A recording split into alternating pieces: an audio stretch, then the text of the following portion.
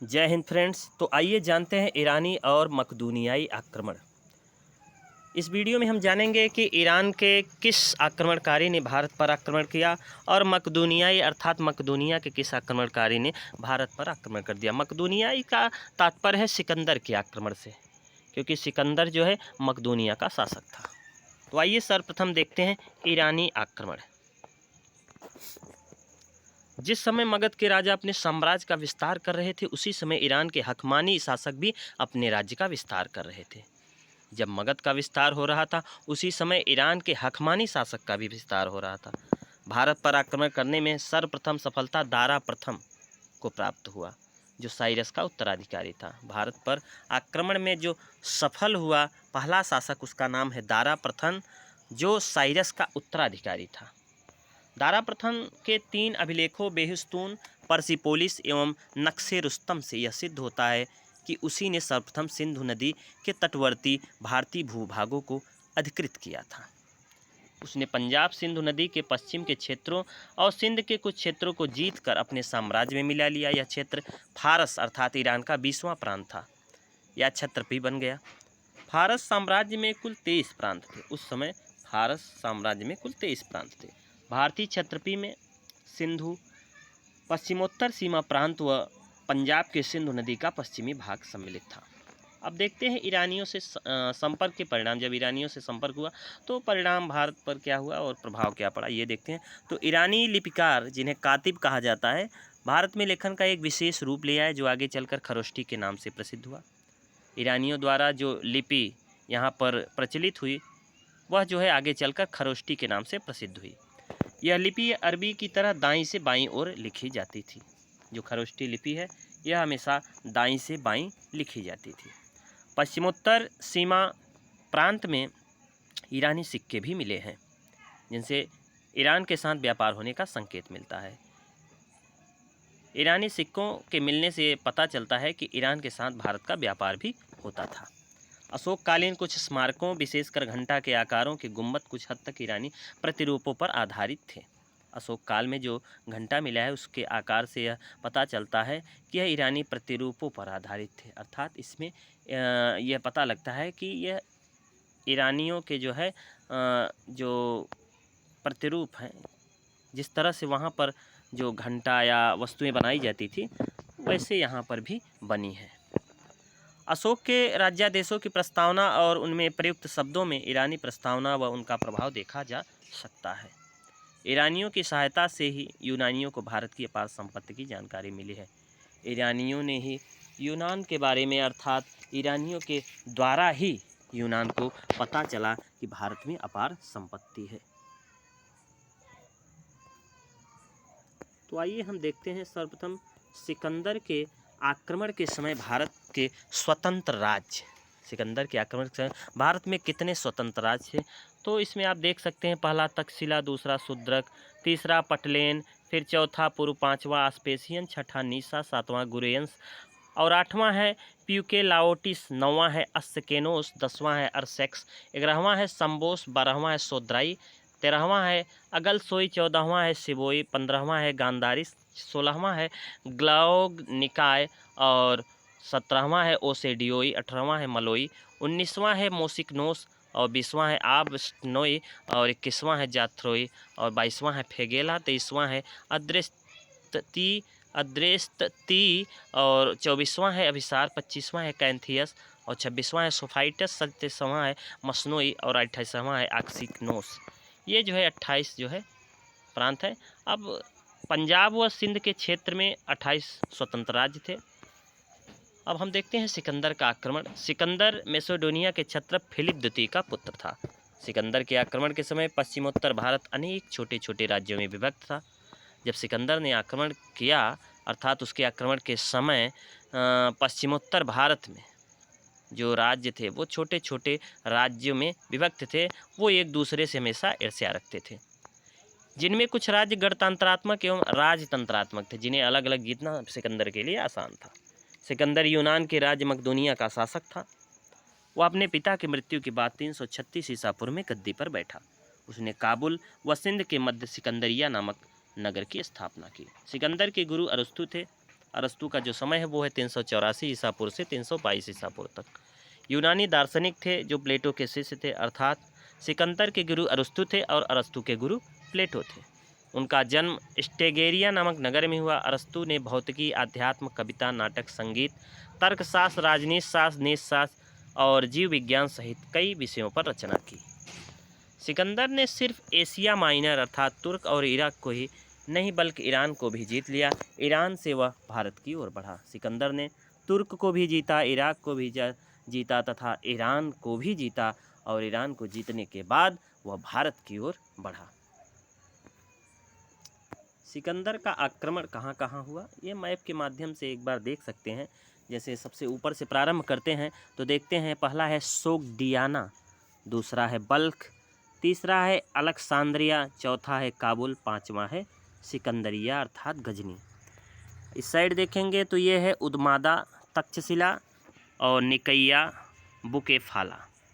और इधर देखेंगे तो कांधार जिसे आर्कोसिया कहा जाता है, इधर क्वेटा, कलात और नीचे है लासबेला और इधर है पाटल।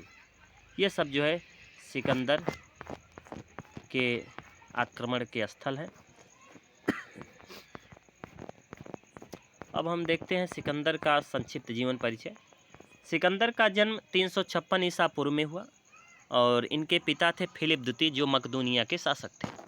सिकंदर का सिंहासनारोहण 336 ईसा पूर्व में हुआ। जिस समय इनका सिंहासनारोहण हुआ उस समय इनकी आयु 20 वर्ष की थी। सिकंदर की आयु 20 वर्ष थी। ईरानी युद्ध में व्यस्तता। सिकंदर ईरानियों से युद्ध में कितने समय व्यस्त हुआ, वो समय है 334 ईसा पूर्व से 330 ईसा पूर्व। भारत विजय प्रस्थान अर्थात वह भारत विजय के लिए कब निकला, तो 326 ईसा पूर्व में। भारत से स्वदेश प्रस्थान अर्थात वह भारत से अपने देश के लिए कब लौटा, तो 325 ईसा पूर्व में भारत से जो है वह अपने देश के लिए लौटा। भारत में रहने की अवधि, भारत में उसके रहने का समय क्या है, तो भारत में वह कुल मिलाकर 19 महीने रहा और उसकी मृत्यु 323 ईसा पूर्व में बेबीलोन में हुई, जिस समय उसकी उम्र 32 वर्ष थी। इतिहास के पिता कहे जाने वाले हेरोडोटस और अन्य यूनानी लेखकों ने भारत का वर्णन अपार संपत्ति वाले देश के रूप में किया था। इसी वर्णन को पढ़कर सिकंदर भारत पर आक्रमण करने के लिए प्रेरित हुआ। आगे देखते हैं। सिकंदर का ईसा पूर्व चौथी सदी में विश्व पर अपना आधिपत्य स्थापित करने के लिए यूनानियों और ईरानियों के मध्य संघर्ष हुआ। सिकंदर के नेतृत्व में यूनानियों ने आखिरकार ईरानी साम्राज्य को नष्ट कर दिया, जिसके बाद सिकंदर भारत की ओर बढ़ा। ईसा पूर्व चौथी सदी में सिकंदर अर्थात यूनानियों से और ईरानियों से युद्ध हुआ, जिसमें सिकंदर ने जो है ईरानियों को नष्ट कर दिया। उसके बाद वह भारत की ओर बढ़ा। सिकंदर का भारत पर आक्रमण करने का मूल कारण उसकी धन प्राप्ति की लालसा थी। सिकंदर का भारत पर आक्रमण करने का मूल कारण था धन की लालसा, क्योंकि उसे पता था कि भारत में अपार धन संपत्ति है। सिकंदर खैबर दर्रे के रास्ते भारत आया तथा उसने अपना पहला आक्रमण तक्षशिला के राजा आम्भी और पोरस के विरुद्ध किया। तक्षशिला का राजा आम्भी और पोरस प्रसिद्ध राजा थे, जिनका राज्य झेलम और चिनाब नदी के मध्य पड़ता था। अब हम देखते हैं सिकंदर के बाद लेखकों का विवरण अर्थात सिकंदर के बाद कौन कितने लेखक हुए, उन्होंने क्या क्या लिखा, उनकी रचनाएं क्या है। तो हुए पहले लेखक है डायमेकस, जिनका समय है 298 से 273 ईसा पूर्व। इनकी रचनाएं अप्राप्त हैं। तीसरे हैं डायनोसियस, इनकी भी रचनाएं अप्राप्त हैं। और दूसरे हैं पहले हैं डायमेकस, दूसरे हैं डायोनिसियस, तीसरे हैं मगस्थनीज जिन्होंने इंडिका नामक पुस्तक लिखी, चौथे हैं पालिवियस जिनकी पुस्तक अप्राप्त है, और पांचवें हैं पेट्रोक्लीज जिन्होंने पूर्वी देशों का भूगोल लिखा, और छठे हैं पेरिप्लस जिन्होंने पेरिप्लस ऑफ द एरिथ्रियन सी लिखा, और सातवें हैं प्लिनी इन्होंने नेचुरल हिस्ट्री लिखा, और आठवें हैं एरियन इन्होंने सिकंदर का आक्रमण लिखा, और टालेमी ने ज्योग्राफी लिखा तथा स्ट्रेबो ने भी ज्योग्राफी लिखा, और एरियन ने a collection of miscellaneous history लिखा, तथा दूसरा इन्होंने on the peculiarities of animals लिखा। वे दोनों संयुक्त मोर्चा नहीं बना सके और न ही खैबर दर्रे पर किसी ने उसे, अर्थात आम्भी और पोरस, इन्होंने संयुक्त मोर्चा नहीं बनाया और खैबर दर्रे पर किसी ने सिकंदर को आने से रोकने का प्रयत्न नहीं किया। तक्षशिला के शासक आम्भी ने सिकंदर के सामने समर्पण कर दिया। आगे देखते हैं। तो झेलम नदी के किनारे पहुंचने पर सिकंदर का पहला और सबसे शक्तिशाली प्रतिरोध पोरस ने किया। जब सिकंदर भारत में घुसा और झेलम नदी पर पहुंचा तो सबसे पहले उसने अगर किसी से प्रतिरोध लिया, युद्ध किया, तो वो थे पोरस। हाइडेस्पीज अर्थात बितस्ता जो आधुनिक झेलम है, पोरस और सिकंदर के मध्य झेलम नदी के किनारे सुप्रसिद्ध बितस्ता का युद्ध हुआ, जिसमें सिकंदर ने पोरस को पराजित किया। बितस्ता का युद्ध अर्थात पोरस और सिकंदर के बीच हुआ, जिसमें सिकंदर ने पोरस को पराजित किया। पोरस की बहादुरी और साहस से प्रभावित होकर सिकंदर ने उसके वो राज्य वापस कर दिया और उसे अपना सहयोगी बना लिया। सिकंदर पोरस की बहादुरी से प्रसन्न हुआ और उसके जीते हुए राज्य सभी वापस कर दिया। पोरस के बाद सिकंदर ने ग्लाउग निकाय व कठ जातियों को पराजित किया। सिकंदर ब्यास नदी की तट पर पहुंचा था। वह पूर्व की ओर भी बढ़ना चाहता था, परंतु उसकी सेना ने उसका साथ देने से इनकार कर दिया, क्योंकि यूनानी सैनिक लड़ते लड़ते थक गए थे और बीमारियों से ग्रसित हो चुके थे। यूनानी इतिहासकार एरियन ने लिखा है कि युद्ध कला में भारतवासी अन्य तत्कालीन जनों से अत्यंत श्रेष्ठ थे। एरियन ने बताया है कि युद्ध कला में भारतवासी अन्य तत्कालिक जनों से, अर्थात ये अन्य योद्धाओं से श्रेष्ठ थे। यूनानी सैनिकों को यह ज्ञात था कि गंगा के तट पर एक शक्तिशाली साम्राज्य है। मगध पर नंद वंश का शासन था और उसकी सेना सिकंदर की सेना से कहीं अधिक विशाल थी, जिसके कारण सिकंदर की सेना ने आगे बढ़ने तथा युद्ध करने से इनकार कर दिया। मगध की अपार सेना के बारे में सुनकर जो उनके सिकंदर की जो सेना थी, उनके हौसले कम हो गए और वे अब आगे नहीं बढ़ना चाहते थे। फलस्वरूप सिकंदर ने दुख भरे स्वर में कहा, मैं उन दिलों में उत्साह भरना चाहता हूं जो निष्ठाहीन और कायरतापूर्ण डर से दबे हुए हैं। इस प्रकार वह राजा जो अपने शत्रुओं से कभी नहीं हारा, परंतु अपने ही लोगों से हार मानने को विवश हो गया। वह भारत में लगभग 19 महीने 325 ईसा पूर्व रहा। इस दौरान वह हमेशा युद्ध में लगा रहा। वापसी के समय सिकंदर की सेना सिंधु नदी के मुहाने पर 2 भागों में, जल मार्ग जिसका नेतृत्व नियार्कस कर रहे थे तथा स्थल मार्ग जिसका नेतृत्व क्रेटेरस कर रहे थे, में विभक्त हो गया।